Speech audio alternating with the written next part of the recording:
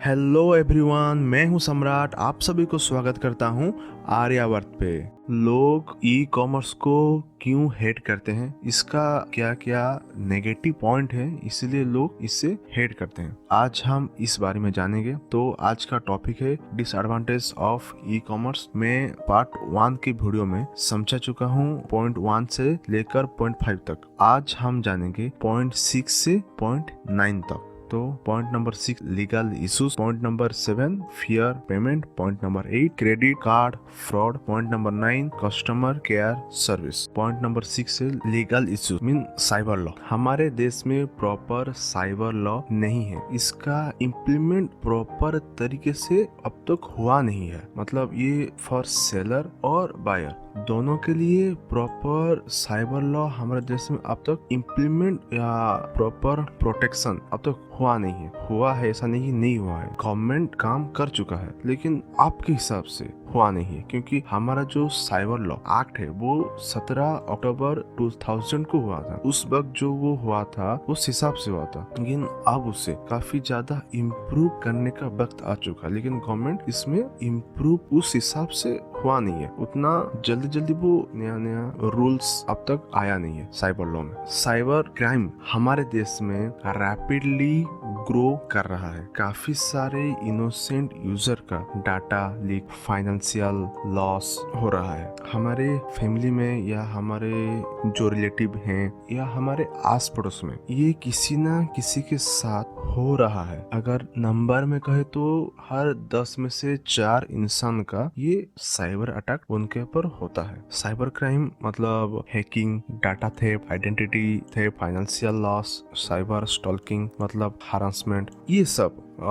जब financial loss हो जाता है कि अगर मान लो किसी ने कुछ लोन लिया है, तब उसका साइबर अटैक हो, उसका बैंक अकाउंट से पूरा पैसा गायब हो जाएगा। तो या किसी के फोटोज या कुछ पर्सनल वीडियोस, मैसेज, चैटिंग, कुछ भी डाटा थेफ्ट से वो वायरल हो जाएंगे, और उसके बाद वो जो हैकर है उनको हरासमेंट करेगा, इतना पैसा दो, इतना ये दो। और इन सब कारण से या इन सब जो रीजन से वो लोग काफी ज्यादा डिप्रेशन में आ जाते हैं। क्या करेंगे, क्या होगा, वो सही से सोच नहीं पाते। या सोसाइटी इस तरीके से समझता है कि अगर आपका अकाउंट से साइबर अटैक होके आपका बैंक में जो फाइनेंशियल लॉस हो चुका है, तो वो पैसा आपके पास कभी रिटर्न नहीं आएगा। ये हम जो सुनते हैं या न्यूज में कभी देखते हैं तो लगता है कि हाँ कभी आएगा नहीं, लेकिन अगर आप कोशिश करेंगे, अगर आप पुलिस के पास जाएंगे, उनको रिपोर्ट करेंगे, तो बहुत ज्यादा चांसेस है कि ये रिटर्न आपके पास आ जाए, आपका फाइनेंशियल लॉस उतना नहीं होगा। हमारे इंडिया में ई कॉमर्स का सेक्टर काफी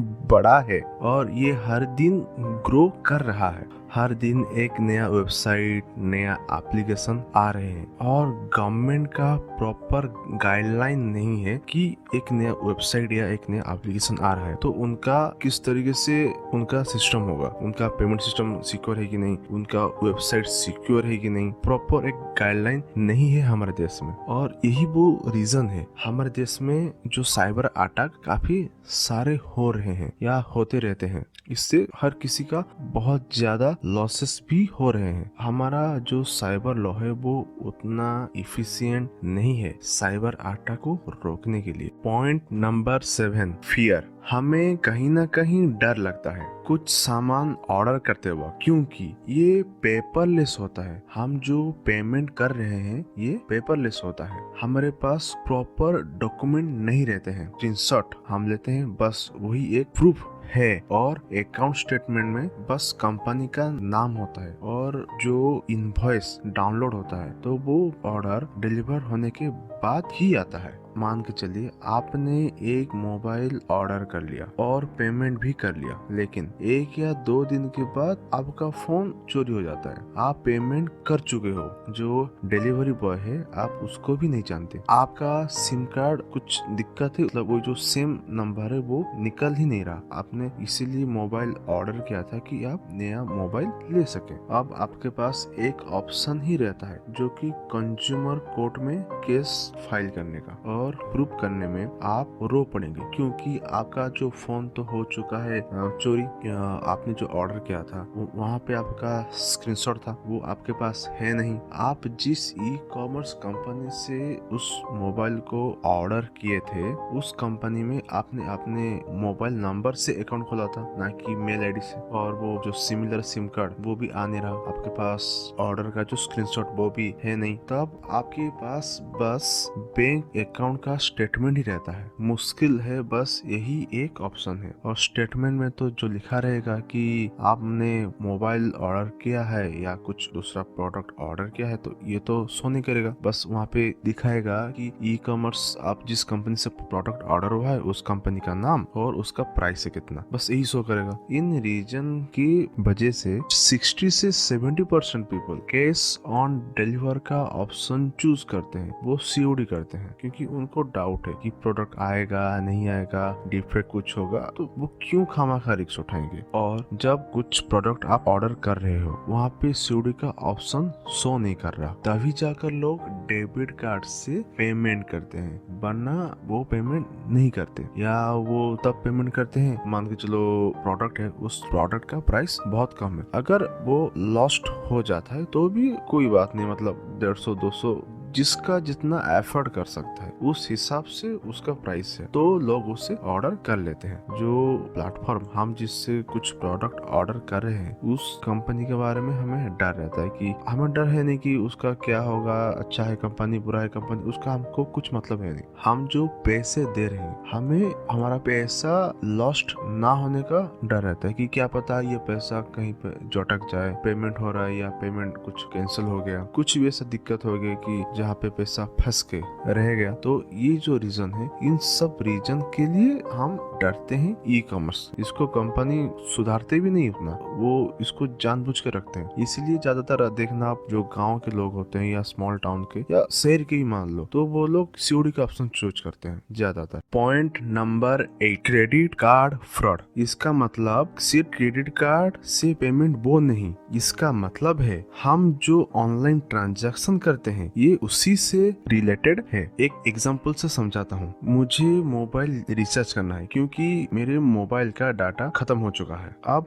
मुझे एक एडिशनल पैक लेना है। मेरे फोन में मान के चलो पी कंपनी का एप्लीकेशन है, मैं उसे ओपन करके मैं जिस कंपनी का सिम कार्ड यूज करता हूँ उस कंपनी का एडिशनल पैकेज मैंने चूज कर लिया। और अब आता है पेमेंट सिस्टम। जो पेमेंट मतलब यूपीआई, डेबिट कार्ड, जो कुछ है उसमें से मुझे जो अच्छा लगता है, या मैं जब भी पेमेंट करता हूँ मतलब जो प्रॉपर पेमेंट हो जाता है और 100% सिक्योर जो मुझे लगता है, मैंने कर लिया डेबिट कार्ड का ऑप्शन चूज। अब मैंने एडिशनल पे की मैंने चूज कर लिया, डेबिट कार्ड मतलब पेमेंट ऑप्शन को भी मैंने चूज कर लिया, जो कि मैं डेबिट कार्ड से करूंगा। उसके बाद मेरे फोन में आ गया ओटीपी और मैंने ओटीपी को सबमिट कर दिया। उसके बाद गलती से मैंने अपने फोन को कर दिया रिफ्रेश, या मेरा फोन का जो डाटा खत्म हो चुका है, तो गलती से ये हुआ नहीं, मेरा ओटीपी मैं सबमिट कर चुका हूँ। तब मैसेज आता है कि आपका पेमेंट हो चुका है कैंसिल, लेकिन मेरा बैंक अकाउंट से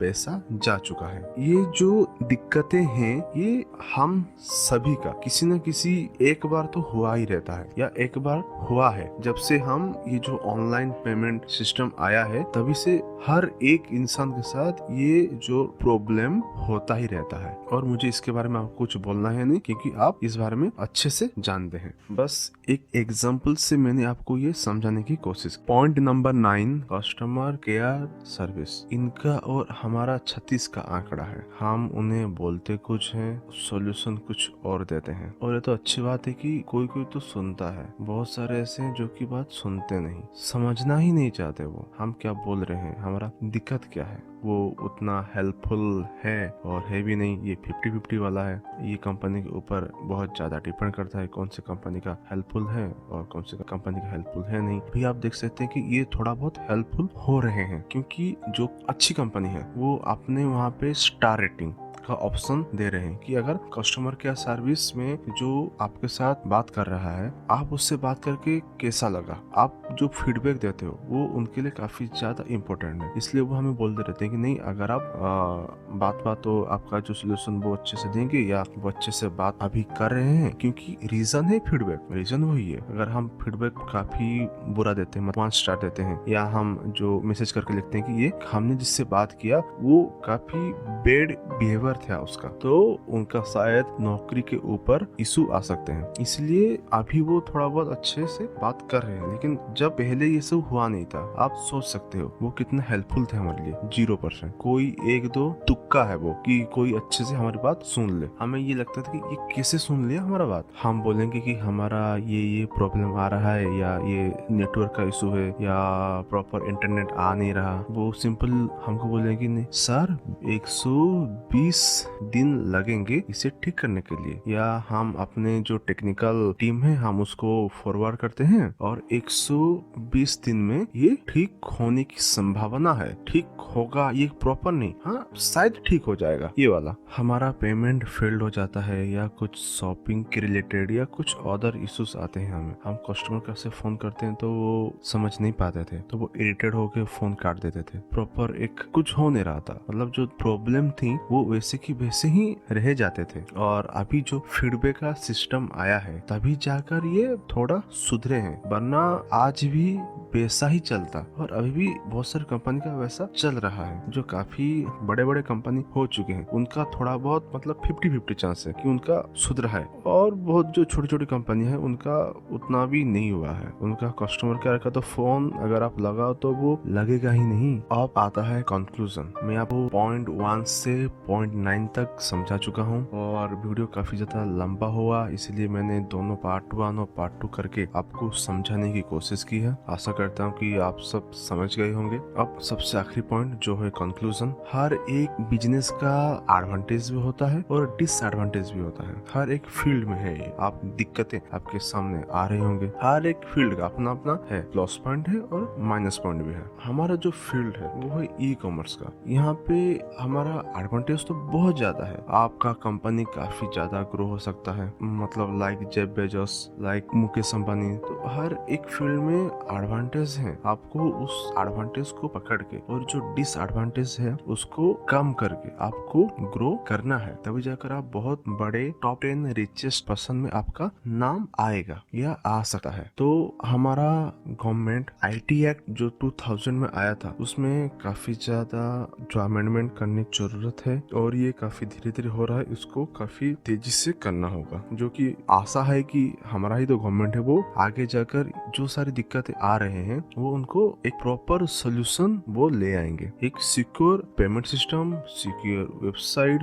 सिक्योर एप्लीकेशन जरूर होगा। अगर गवर्नमेंट काम नहीं कर रहा होता तो बहुत सारे जो वेबसाइट, बहुत सारे एप्लीकेशन बैन क्यों होते। गवर्नमेंट काम कर रहे हैं तो थोड़ा सा धीरे है, उसको काफी तेजी लाने की जरूरत है। और बस वीडियो यहीं पर मैं एंड करता हूँ। आपको वीडियो देखकर कैसा लगा? वीडियो को लाइक कीजिए, शेयर कीजिए हर एक उस इंसान के साथ जो कि ई कॉमर्स के फील्ड में आना चाहता है, कुछ बनना चाहता है, कुछ करना चाहता है। जाते जाते चैनल को सब्सक्राइब करते हुए जरूर जाना।